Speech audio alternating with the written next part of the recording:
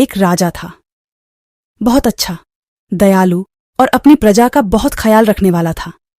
उसकी एक रानी भी थी, बहुत सुंदर और भगवान से डरने वाली। वह देश की व्यवस्था चलाने के लिए राजा की प्रजा के साथ अपनी समझ के अनुसार व्यवहार करती थी। वह भी कल्याण की सलाह दी और राजा ने उसका पालन किया।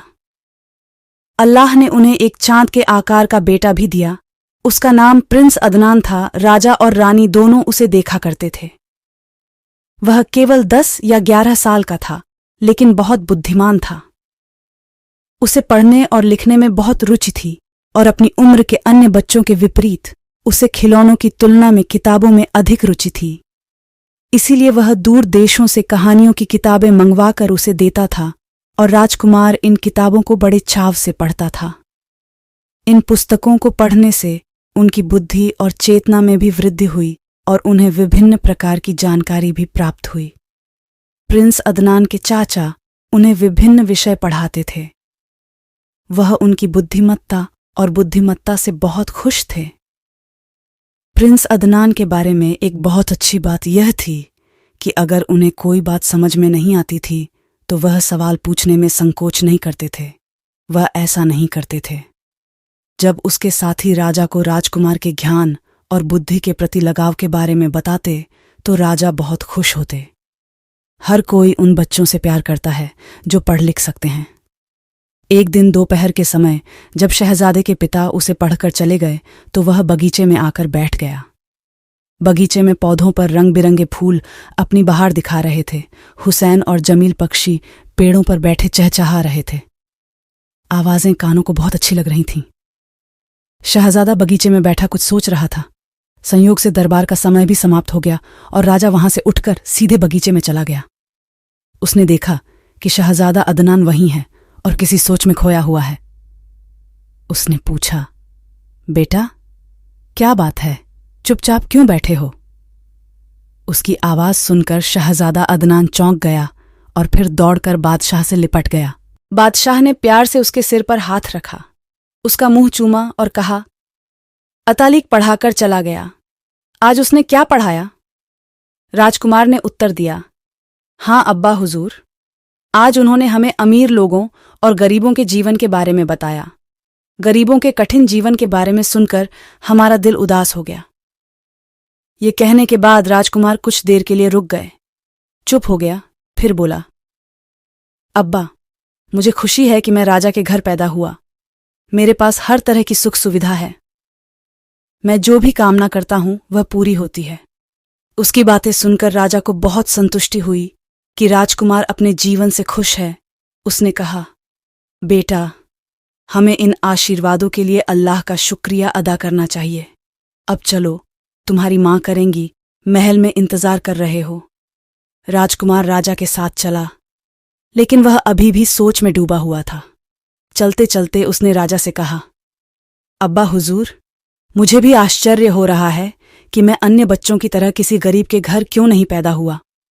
राजा इस अजीब सवाल से वह बहुत हैरान हुआ और उसे समझ नहीं आया कि वह इसका जवाब कैसे दे, इसलिए वह चुप रहा। उसने सवाल का जवाब नहीं दिया और विषय बदल दिया। आप बहुत अच्छे हैं।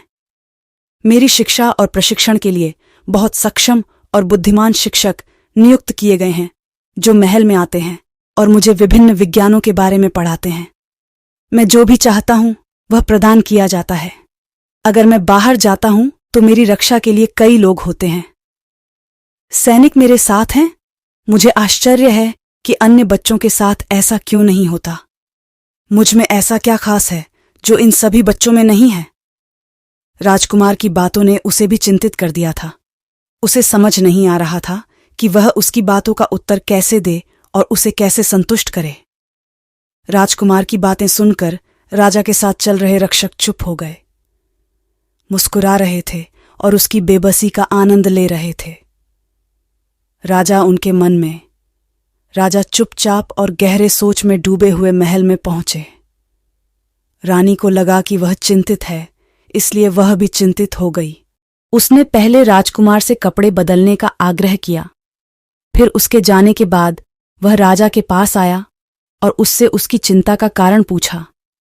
राजा ने राजकुमार की सारी बातें रानी से दोहराईं। ये बातें सुनकर रानी बिल्कुल भी चिंतित नहीं हुई और बोली, भगवान का शुक्र है कि हमारा राजकुमार इतनी कम उम्र में भी इस बारे में सोचता है। गरीबों की स्थिति जानकर उसका दुख इस बात का संकेत है कि वह उसके प्रति सहानुभूति की भावना रखता है। उन्हें अपने दिल में रखते हैं, नहीं तो उनकी उम्र के बच्चे तो खेलने में लगे रहते हैं और इन बातों पर ध्यान नहीं देते। आप चिंता न करें, मैं इस बारे में राजकुमार से बात करूंगी और यह जानने की कोशिश करूंगी कि उसके मन में ऐसे सवाल क्यों हैं। राजा रानी की बातों से संतुष्ट हो गया। शाम को रानी ने राजकुमार को अपने कक्ष में बुलाया और उसके साथ खिड़की के पास बैठ गया। इस तरह बुलाए जाने पर शहजादा अदनान समझ गया कि बादशाह ने अपनी बातें रानी से कही होंगी, इसलिए वह अपनी मां की ओर देखकर शरारत से मुस्कुराया और बोला, तुम्हें जो भी पूछना है अपनी मां से पूछो और मैं तुम्हें बताऊंगा। रानी को उसकी बात सुनकर हंसी आ गई। उसने कहा, राजकुमार, तुम बहुत दुष्ट हो गए हो, सब कुछ समझने लगे हो। राजकुमार ने तुरंत कहा, एक बात को छोड़कर। रानी ने कहा कि यह तो तुम्हारे पिता हैं हुजूर। मुझसे कहा, आप बस इतना बताइए कि आपके इन विचारों से आपका प्रयोजन क्या है। महारानी की बात सुनकर राजकुमार अदनान गंभीर हो गए और बोले, मामी हुजूर, मैं अच्छी तरह जानता हूं कि अब्बा हिज होलीनेस मंत्रियों अमीरों को पुरस्कृत करते रहते हैं और उसके दरबारियों को बिना किसी कारण के ये पुरस्कार उन्हें उनकी चापलूसी तारीफों के इनाम के रूप में मिलते हैं। राजकुमार की बातें सुनकर रानी दंग रह गई। उसने घबराकर राजकुमार के मुंह पर हाथ रख दिया और इधर उधर देखकर डांटते हुए स्वर में बोली, राजकुमार, चुप रहो, अपनी उम्र के बारे में सोचो और बड़ों के बारे में ऐसे अपमानजनक विचार व्यक्त न करें। रानी की बातें सुनकर राजकुमार बिल्कुल भी परेशान नहीं हुआ। बोला, मां हुजूर, आप मेरी मां हैं, मैं आपसे बात कर सकता हूं, आप मेरे दिल की हर बात के बारे में। रानी चुप हो गई, लेकिन वह चिंतित आंखों से राजकुमार की ओर देख रही थी। जब राजकुमार ने देखा कि रानी बहुत गंभीर और चिंतित हो गई है, तो उसने कहा, मां हुजूर, आप नाराज हो गई हैं, कृपया मुझे माफ कर दो। रानी ने राजकुमार को प्यार से गले लगा लिया और बोली, प्रिंस, मेरे प्रिय, मैं गलत था। तुमने मुझसे ये बातें कहकर बहुत अच्छा किया। सभी बच्चों को अपनी दिल की बात अपनी मां से कहनी चाहिए। दुनिया में मां से बेहतर कोई दोस्त नहीं है। यह मां ही है जो ऐसा कर सकती है, उसके बच्चों को सही सलाह दें। अच्छा, अब आप मुझे सरल शब्दों में बताएं कि समस्या क्या है। आपके मन में ऐसे विचार क्यों आते हैं? प्रिंस ने कुछ देर सोचा और फिर धीरे से कहा, मां हुजूर, जब मैं महल की मीनार पर चढ़कर शहर को देखता हूँ, दूर बाजारों में रोज कई बच्चों को देखता हूँ। वो बच्चे मेहनत में लगे होते हैं। कोई डांटता है, कोई बेइज्जती करता है, हाँ, कोई धक्का दे देता है, लेकिन इसके बावजूद वो बच्चे खड़ी मेहनत में लग गया और शाम को कुछ सिक्के लेकर घर चला गया।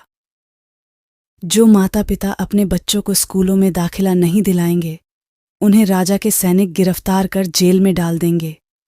जो माता पिता अपने बच्चों को इन सरकारी स्कूलों में पढ़ने के लिए भेजेंगे, उन्हें प्रति बच्चा एक अशर्फी का मासिक वजीफा मिलेगा। सभी माता पिता चाहते हैं कि उनके बच्चे ऐसा करें, अच्छी शिक्षा से सुसज्जित। इस घोषणा से पूरे देश में खुशी की लहर दौड़ गई और लोग अपने बच्चों को शिक्षा प्राप्त करने के लिए इन स्कूलों में भेजने लगे। उन लोगों ने झूला बिछाया और अपने राजा से प्रार्थना की, क्योंकि अब उनके बच्चे बाजारों में काम करने नहीं जाते थे, अब वे शिक्षा प्राप्त कर रहे थे। एक दिन रानी महल की मीनार पर राजकुमार के साथ शहर देख रही थी।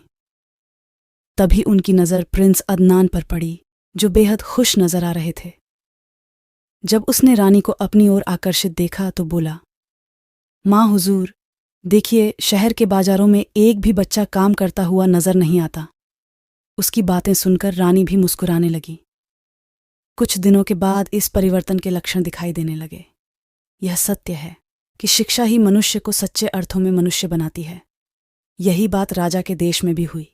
जब सभी बच्चे शिक्षा से स्नातक होकर व्यावहारिक जीवन में प्रवेश कर गए, उन्होंने जो भी पेशा अपनाया, अपनी शिक्षा के कारण वे उसमें सफल रहे।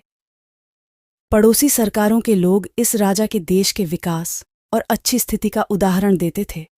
उन्हें क्या पता था कि इस बदलाव के पीछे क्या था? दिल प्रिंस अदनान का हाथ था।